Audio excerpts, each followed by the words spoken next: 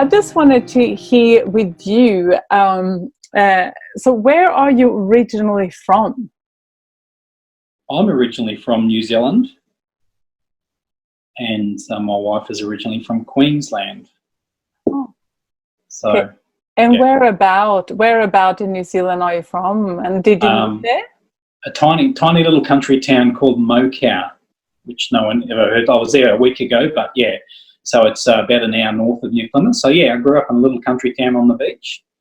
And Mia, where is she from? Gundawindi in Queensland, which is sort of Queensland-New South Wales border. Yeah. So can I just ask you quickly, where did you meet each other, if you don't mind me asking? Well, if you want to know, we actually met each other at a homeless men's hostel in inner Sydney, of all places. So we were both working for the Salvation Army. 24 years ago, 25 years ago.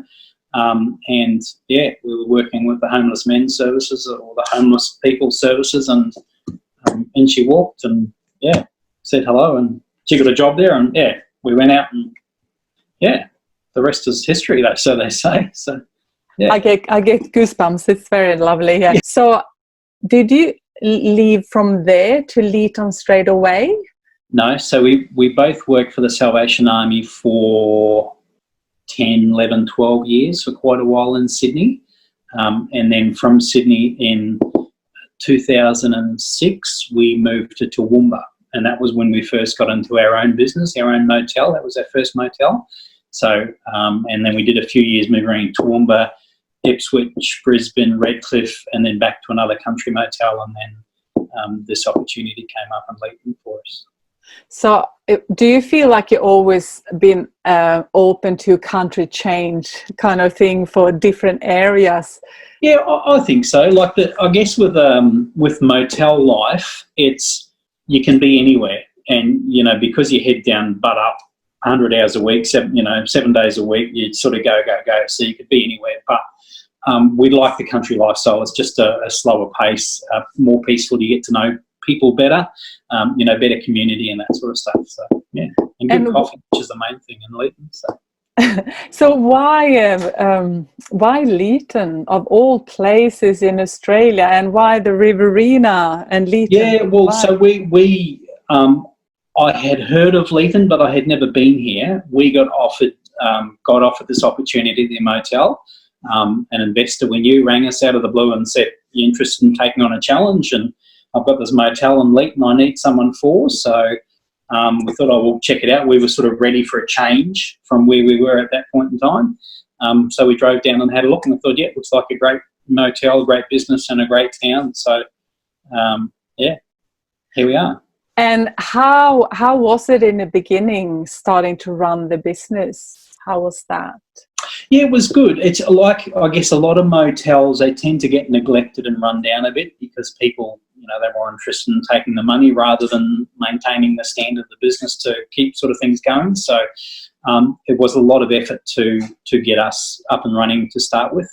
We had to do a lot, replace every piece of linen in the place and every mattress and every TV and all those sort of things. So yeah, we've spent the last 3 years just upgrading and replacing stuff just to sort of lift the standard of the business up. But it's always been a busy motel, and Leeton is a strong corporate town, strong agricultural business town. That phone call will go away. So it was busy from the day we got here, but yeah, we've expanded the business and just grown it in that time. And Leeton is also known for the food bowl of Australia as well. Yeah, and do you find that is correct? Yeah, absolutely. So a lot of the trade, so we're, I guess, a corporate type motel, so we get a lot of corporate trade. Leeton is the head of Sunrise, as you'd know, so their head office is based here. So the rice industry, Webster or Walnuts Australia, who grow walnuts and other nuts, and they do a lot of cotton, other agricultural stuff as well. They're actually quite a huge company. They're based here. There's a big abattoir based just out of Leeton, so we get a lot of corporate reps from there as well. It's sort of a pretty big meat processing plant. And there's a juice factory, and yeah, there's other things. Citrus is big. wine grapes are big. So yeah, there's a lot of industry happening. So to one extent, it's good in that we don't get a lot of tourism, so we're not subject to the tourism up and down fluctuations of seasons, whereas the corporate stuff is pretty consistent. And so in terms of acclimatizing or like getting into the community, what are the biggest takeaways for you? And like, what have you learned? Like, what actually does it take a long time or a short time, or what is the approach? Yeah, I think that's all up to the individual. And like same deal in motel life. As I said, I work 100-hour week, so it's very easy to just be stuck in the business and go and not get out much. But I was pretty intentional about getting out and starting to get involved in certainly the business side of things, the business community. So I got involved in the Chamber of Commerce quite early on, which somehow I now seem to be the president of. But yeah, and but also starting to work with the council on different projects and stuff as well. I found them to be great, like very easy to work with, and they're very keen to, certainly grow the tourism side of things, but also business in general in town. Other councils, they seem to be very proactive as far as, growing business in the area. But yeah, what I've experienced from Leeton is they're very much on board with making things happen, whether that be events or whatever. So yeah. I also saw on the Leeton Business Chamber that you have some workshops as well that you offer on your Facebook page. I saw that. Do you have some? Yeah, we've at the moment we're in business awards, just starting into our business awards for the year. So we ran last year. We ran our first business awards in several years for Leeton, and that was a phenomenal success. We had hundreds of nominations, and our awards night, which we thought maybe we'll get 80 to 100 people out, we had 240, and it was crazy. Like, it went really well because Leeton hadn't had it for a few years, and we wanted it to be a celebration of business and Leeton and all that was going on, and so we were looking that we get starting that process up again now for this year. And things have certainly gotten tougher with the drought and those sort of things, so we're sort of trying to, I guess, keep a bit of momentum going, and even though things are a bit tough, we've got a pretty resilient community here, and people will sort of just keep on fighting and keep on going. So the Business Awards is sort of our major project at the moment. The Chamber, most of the workshops that we've run in conjunction with other organisations. So the BEC, Business Enterprise Centre, they've run workshops in town, which we've worked in conjunction with them, but they've organised them and done the work because they've got paid staff and we don't. So, yeah, and they've run social media marketing workshops and those sort of things. So, yeah. Oh, excellent. I think there's some tourism stuff coming up, which that's what you guys are involved in, isn't it? With it's a lot, and it looks very thriving. But what do you think?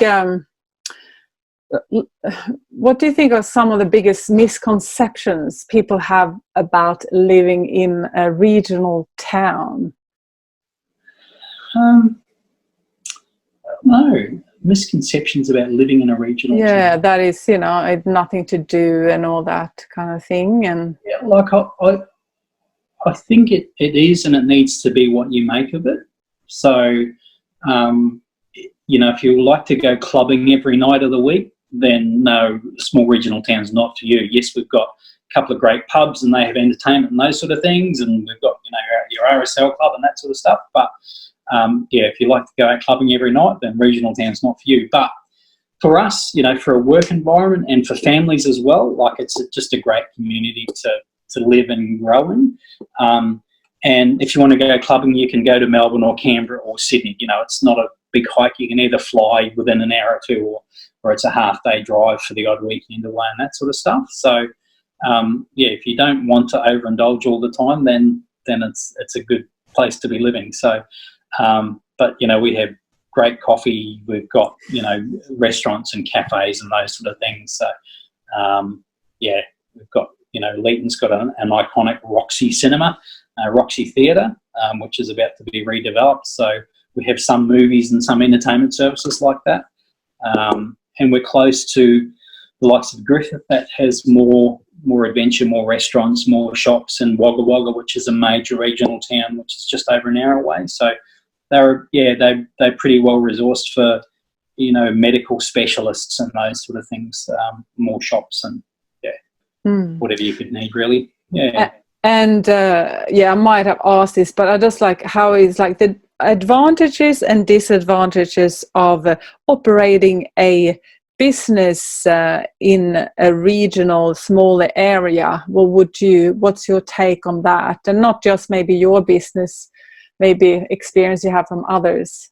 Yeah, so certainly from my point of view, you know, our business has been quite busy. Like 12, 13 years in motels, we haven't come across a place like this. So for us, it's been great. I haven't seen any disadvantages really with running a business here.